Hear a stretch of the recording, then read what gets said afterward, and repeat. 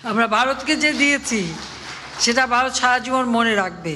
ক্ষমতায় থাকতে উক্তিটি করেছিলেন স্বৈরাচার শেখ হাসিনা। ছাত্র জনতার গণ অভ্যুত্থানের মুখে গত ৫ আগস্ট পদত্যাগ করে যিনি পালিয়ে গিয়ে ভারতেই আশ্রয় নেন। সে সময় সেই স্বৈর শাসকের উক্তির প্রেক্ষাপটে রাজনৈতিক অঙ্গন, প্রশাসন সহ জনমনে প্রশ্ন দেখা দেয়, ভারতকে কি দিয়েছেন হাসিনা?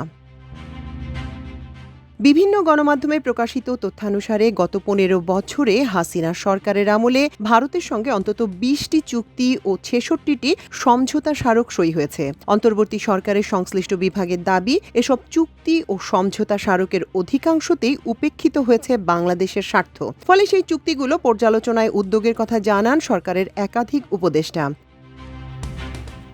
২০০৯ সালে শেখ হাসিনার নেতৃত্বে আওয়ামী লীগ সরকার গঠনের পর প্রতিবেশী দেশ ভারতকে ট্রানজিট দেওয়ার বিষয়টি জোরে সোরে আলোচনায় আসে। সে সময় স্বৈরশাসক শেখ হাসিনার নেতৃত্বাধীন সরকারের মন্ত্রী ও আমলাদের মুখে মুখে ছিল সিঙ্গাপুর, ব্যাংকক, দুবাইয়ের মতো হয়ে উঠবে বাংলাদেশের অর্থনীতি ও অবকাঠামো। যদিও ওই সময় প্রস্তাবিত ট্রানজিটের বিপক্ষে বিএনপি সহ বিরোধী দল ও মতের মানুষ তুমুল আন্দোলন গড়ে তোলে। তাতে ভ্রুক্ষেপ না করে নিজ সিদ্ধান্তের পথে হেঁটে যায় শেখ হাসিনা সরকার। ভারত ও বাংলাদেশ প্রথম নো ট্রানজিট চুক্তি সই করে ২০১০ সালের নভেম্বরে। পরে বিনা শুল্কে ট্রানজিট পায় ভারত, যা পৃথিবীর ইতিহাসে নজিরবিহীন। ২০১০ সালে চুক্তির আওতায় ২০১৫ সালে ভারতের সঙ্গে আরও একটি প্রোটোকল সই হয়। এই প্রোটোকলের মাধ্যমে ভারতকে বাংলাদেশের ৪টি নদীপথ ব্যবহারের অনুমতি দেওয়া হয়। পর্যায়ক্রমে ভারত ও বাংলাদেশের কাছ থেকে সড়ক ও রেল ট্রানজিটও আদায় করে নেয়। ট্রানজিট আদায় করে নেয়ার পর ভারত বাংলাদেশের চট্টগ্রাম ও মোংলা বন্দর ব্যবহারের সুবিধা পায়। ভারত তাদের ট্রানজিট পেলেও প্রতিশ্রুতি অনুযায়ী বাংলাদেশ সিঙ্গাপুর হয়নি। আন্তর্জাতিক অভিন্ন নদী তিস্তার উজানে গজলডোবা সহ কয়েকটি স্থানে বাঁধ নির্মাণ করে ভারত একতরফাভাবে পানি প্রত্যাহার করে চলেছে। এতে শুষ্ক মৌসুমে তিস্তা নদীতে পানির প্রবাহ একেবারেই তলানিতে থাকে। ফলে বাংলাদেশের গোটা উত্তরাঞ্চলে কৃষি উৎপাদন ব্যাহত হয়। বাংলাদেশ ১৯৮৩ সাল থেকে তিস্তার পানির ন্যায্য হিস্সা আদায়ের চেষ্টা করে আসছে। ভারত একের পর এক প্রতিশ্রুতি দিয়ে পানি বন্টন চুক্তি করছে না। আন্তর্জাতিক নদী শাসন আইন লঙ্ঘন করে ভারত পানি প্রত্যাহার করছে। উল্টো ২০১৯ সালে মোদির আবদারে বাংলাদেশের ফেনী নদীর পানি ভারতকে দেওয়ার প্রতিশ্রুতি দেন হাসিনা। দেশের বর্তমান বিদ্যুতের চাহিদা সর্বোচ্চ ১৭,৮০০ মেগাওয়াট। দেশের বিদ্যুৎ উৎপাদন সক্ষমতা ২৬,৮৪৪ মেগাওয়াট। এ তথ্য বাংলাদেশ বিদ্যুৎ উন্নয়ন বোর্ডের। চাহিদার তুলনায় উৎপাদন ক্ষমতা বেশি হওয়ার পরও ভারত থেকে উচ্চ মূল্যে বিদ্যুৎ আমদানির চুক্তি করে হাসিনা সরকার। প্রধানমন্ত্রী শেখ হাসিনা ২০১৭ সালে তার নয়াদিল্লি সফরের সময় ভারতের আদানি পাওয়ারের সাথে চূড়ান্ত বিদ্যুৎ ক্রয় চুক্তি পিপিএ স্বাক্ষর করেন। বাংলাদেশে লাখো বেকার যখন চাকরির জন্য ঘুরছেন, তখন বাংলাদেশ ব্যাংকের পরিসংখ্যান বিভাগ তথ্য বলছে ২০২০-২১ অর্থবছরে দেশে কর্মরত বিদেশিরা $৯,৪০,০০,০০০ সমপরিমাণ অর্থ নিজ দেশে পাঠিয়েছেন। ২০২১-২২ অর্থবছরে যা দাঁড়ায় $11,50,০০,০০০। আর এই টাকা পাঠানোর দৌড়ে সবচেয়ে এগিয়ে ভারতীয়রা। বাংলাদেশ ব্যাংকের হিসাব বলছে গত অর্থবছরে $4,40,০০,০০০ রেমিটেন্স গেছে ভারতে, যা দেশের বাইরে যাওয়া রেমিটেন্সের মধ্যে সর্বোচ্চ। প্রতি বছর দেশে স্কুল, মাদ্রাসা ও কারিগরি শিক্ষা প্রতিষ্ঠানের মাধ্যমিক পর্যায়ে ১,৮৯,০০,০০০ শিক্ষার্থীর জন্য ২৩ কোটি কপির বেশি বইয়ের প্রয়োজন হয়। শিক্ষা মন্ত্রণালয়ের অধীনে জাতীয় শিক্ষাক্রম পাঠ্যপুস্তক বোর্ড এনসিটিবি এসব পাঠ্য বইয়ের যোগান দেয়। এনসিটিবির বই ছাপানোর কেন্দ্র করে দেশে একটি বিশাল প্রকাশনা শিল্প গড়ে ওঠে। এই শিল্পের সঙ্গে দেশের কয়েক লাখ মানুষ যুক্ত হয়। কাগজ আমদানি, ছাপাখানা তৈরি, বই ছাপানো, বই বাঁধাই ও সরবরাহের কাজে সরগরম থাকত রাজধানীর বিভিন্ন এলাকা। ২০০৯ সালে আওয়ামী লীগ ক্ষমতায় আসার পর শিক্ষার্থীদের এসব পাঠ্যপুস্তক ছাপানোর দায়িত্ব ভারতের হাতে তুলে দেওয়া হয়। ২০১৪ সালে শেখ হাসিনা টানা দ্বিতীয় মেয়াদে বাংলাদেশের প্রধানমন্ত্রীর আসনে বসার পরপরই ভারতের সঙ্গে একটি প্রতিরক্ষা সহযোগিতা চুক্তি করতে যাচ্ছেন বলে বিভিন্ন মহল থেকে অভিযোগ উঠতে থাকে। বিভিন্ন মহলের আপত্তি ও প্রতিবাদ উপেক্ষা করেই শেখ হাসিনা ভারতের সঙ্গে প্রতিরক্ষা সহযোগিতা চুক্তি সই করেন। বাংলাদেশের মূল ভূখণ্ডের ৩ পাশের প্রায় পুরোটাই ভারত দ্বারা বেষ্টিত। সেই ভারতের সঙ্গে $৫০০ মিলিয়ন প্রতিরক্ষা সরঞ্জাম ক্রয় চুক্তি সই করে বাংলাদেশ। বাংলাদেশ ভারতের সঙ্গে অত্যন্ত গোপনে এই চুক্তি সই করেছে বলে অভিযোগ ওঠে। এই চুক্তির পর ২০২২ সালের ৬ সেপ্টেম্বর নয়াদিল্লিতে ভারতের প্রতিরক্ষা সচিব বিনয় মোহন কাত্রা সাংবাদিকদের এই চুক্তির কথা জানান। 2009 সালে ক্ষমতায় আসার পর থেকেই বাংলাদেশের মন্ত্রীসহ ক্ষমতাসীন আওয়ামী লীগের নেতাদের বক্তব্য বাংলাদেশ ও ভারতের সম্পর্ক স্বামী স্ত্রীর মতো, কিংবা বাংলাদেশ ভারতের দ্বিপক্ষীয় সম্পর্ক রক্তের রাখি বন্ধনে আবদ্ধ। কেউ বলেছেন বাংলাদেশ ভারত সম্পর্ক এক অনন্য উচ্চতায় পৌঁছে গেছে, অথচ সীমান্তে ভারতীয় বাহিনীর বিএসএফ এর গুলিতে অসংখ্য বাংলাদেশি নাগরিক নিহত হয়েছেন। হতভাগা ফেলানীকে গুলি করে হত্যার পর তার মৃতদেহ কাঁটাতারের বেড়ার উপর ঝুলিয়ে রাখা হয়।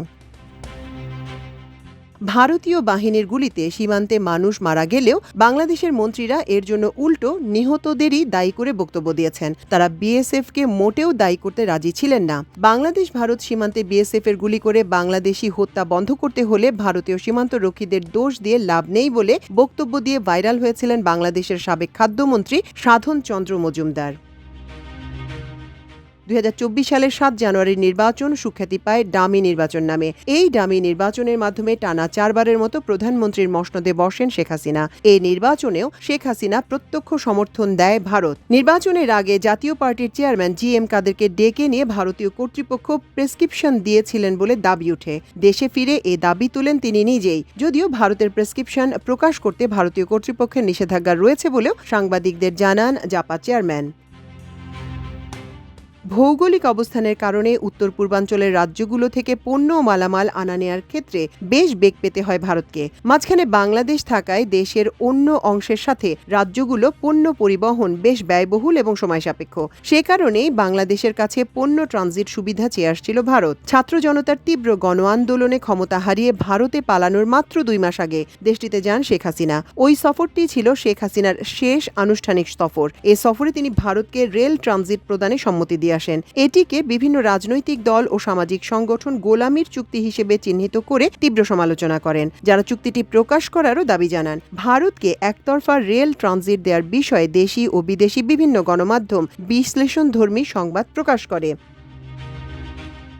বিদ্যুৎ ও জ্বালানি বিশেষজ্ঞদের দেওয়া তথ্য মতে ভারতের ন্যাশনাল থার্মাল পাওয়ার কর্পোরেশনের সেই দেশের ছত্তিশগড়ে 2320 মেগাওয়াট উৎপাদন ক্ষমতা সম্পন্ন কয়লা ভিত্তিক তাপ বিদ্যুৎ কেন্দ্র প্রতিষ্ঠার প্রস্তাব দিয়েছিল। সেই দেশের পরিবেশ মন্ত্রণালয়ের গ্রিন প্যানেলে ইআইএ রিপোর্ট প্রকল্পটি পরিবেশের জন্য মারাত্মক হুমকি বলে প্রতিবেদন দাখিল করায় ভারত সরকার এ প্রকল্পটি সে দেশের পরিবর্তে বাংলাদেশে করার প্রস্তাব দেয়।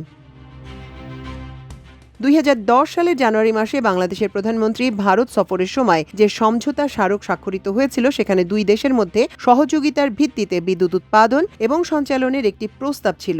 এই প্রস্তাবের ভিত্তিতে 2012 সালে সুন্দরবনের নিকটবর্তী রামপালে দুটি 660 ইউনিট মিলে মোট 1320 মেগাওয়াট উৎপাদন ক্ষমতা সম্পন্ন কয়লা ভিত্তিক তাপ বিদ্যুৎ কেন্দ্র প্রতিষ্ঠার জন্য ভারতের ন্যাশনাল থার্মাল পাওয়ার কর্পোরেশনের সঙ্গে বাংলাদেশের বিদ্যুৎ উন্নয়ন বোর্ডের চুক্তি সই হয়। চুক্তি স্বাক্ষরের আগেই 2010 সালের 27 ডিসেম্বর কোনো রকম পরিবেশগত প্রভাব নিরূপণ না করে প্রকল্পের জন্য জমি অধিগ্রহণের আদেশ জারি করা হয় এবং অবকাঠামো উন্নয়নের রূপরেখা চূড়ান্ত করা হয়। সুন্দরবনের সংকট দূরত্বের মধ্যেই এই কয়লা ভিত্তিক তাপ বিদ্যুৎ প্রকল্পের পরিবেশ ঝুঁকি বিবেচনা করে বাংলাদেশের পরিবেশবিদরা এর প্রতিবাদ করেন এবং এক পর্যায়ে পরিবেশগত প্রভাব নিরূপণ সার্টিফিকেট না নিয়ে এই প্রকল্প চালুর বিষয়ে হাইকোর্ট রুল জারি করে। তথ্য ও যোগাযোগ প্রযুক্তি খাতে ভারতের একচেটিয়া প্রাধান্য রয়েছে। বিশেষ করে গত 15 বছরে বাংলাদেশের আইটি খাতে এখন ভারতীয় নাগরিকদের রাজত্ব চলছে বলে প্রতিবেদন প্রকাশ করেছে বিভিন্ন সংবাদ মাধ্যম। আন্তর্জাতিক সংবাদ মাধ্যম ডয়েচে ভ্যালি এ সংক্রান্ত এক প্রতিবেদনে উল্লেখ করে এসব খাতে এখন প্রায় 5 লাখ ভারতীয় নাগরিক কাজ করছে। এর মধ্যে শতকরা 10 ভাগ মাত্র বৈধভাবে, বাকি 90 ভাগই অবৈধভাবে কাজ করছে। পোশাকের বাইং হাউসগুলো নিয়ন্ত্রণ করে ভারতীয়রা। ভারত তিস্তা নদীর পানি একতরফাভাবে প্রত্যাহার করে নেয়ার ফলে বাংলাদেশের উত্তরাঞ্চলে দিন দিন মরুময়তা তৈরি হচ্ছে। এতে কৃষি ফলন মারাত্মকভাবে ব্যাহত হচ্ছে। এ পরিস্থিতি থেকে উত্তরণের জন্য বাংলাদেশ তিস্তা মহাপ্রকল্প নামে একটি প্রকল্প গ্রহণ করে। চীন এ প্রকল্পে অর্থায়ন ও কারিগরি সহায়তা প্রদানের আগ্রহ প্রকাশ করে।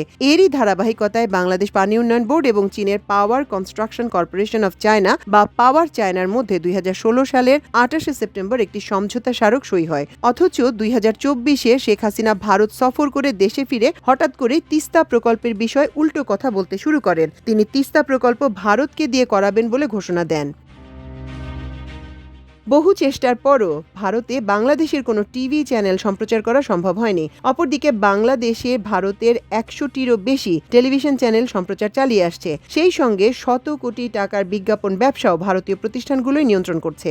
ভারতের জি ও স্টার গ্রুপের দুটি চ্যানেল জি বাংলা ও স্টার জলসা আলাদা বিমে বাংলাদেশের মাত্র 3 লাখ টাকায় ডাউন লিঙ্ক করে কোটি কোটি টাকার বিজ্ঞাপন নিয়েছে। বেসরকারি টেলিভিশন চ্যানেলের মালিকদের হিসাবে 2016 সাল পর্যন্ত প্রায় 70 কোটি টাকার বিজ্ঞাপন পেয়েছে এ দুটি চ্যানেল। অথচ বাংলাদেশ কেবল টেলিভিশন নেটওয়ার্ক পরিচালনা আইন 2016-র 19-এর 13 ধারায় বলা হয়েছে বাংলাদেশের দর্শকদের জন্য বিদেশি কোনো টিভি চ্যানেলের মাধ্যমে বিজ্ঞাপন প্রচার করা যাবে না।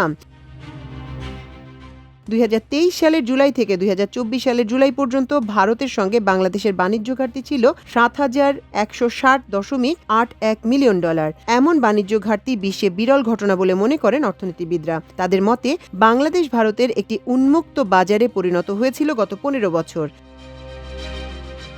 দেশের চাহিদা অনুযায়ী অনেক পণ্যই আমদানি করতে হয়, কিন্তু বিকল্প বাজার না খুঁজে সবকিছু ভারত থেকে কিংবা ভারতের মাধ্যমে আমদানি করা শেখ হাসিনার একটি প্রবণতা হয়ে দাঁড়িয়েছিল বলেও জানান অর্থনীতিবিদরা।